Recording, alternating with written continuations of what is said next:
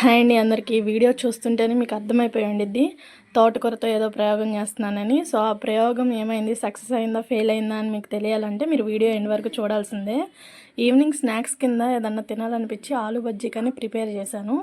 అయితే నా దగ్గర ఉన్న బంగాళదుంప ముక్కలకి ఆ పిండి అనేది ఎక్కువైపోయిందనమాట. అప్పుడే నా తింగర బుర్రకు ఒక ఐడియా వచ్చింది, తోటకూర ఉంది కదా దాన్ని యూస్ చేద్దామని. పాపం మా ఆయన నన్ను ఎట్ట భరిస్తున్నాడో ఏంటో.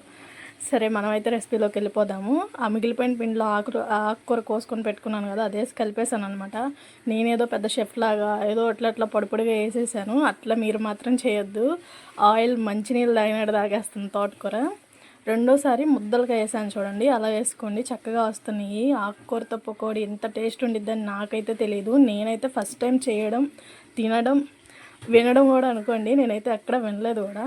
మీకు తెలుసుంటే ఇది కరెక్ట్ ప్రాసెస్లో ఎలా చేయాలనేది ఒకసారి ఎవరికైనా తెలిస్తే కామెంట్ సెక్షన్లో చెప్పేసేయండి. నేనైతే ఫుల్ హ్యాపీ. మీరు కూడా మీకు నచ్చిన ఐటెం చేసుకొని తిని ఫుల్ హ్యాపీ అయిపోండి. బాయ్.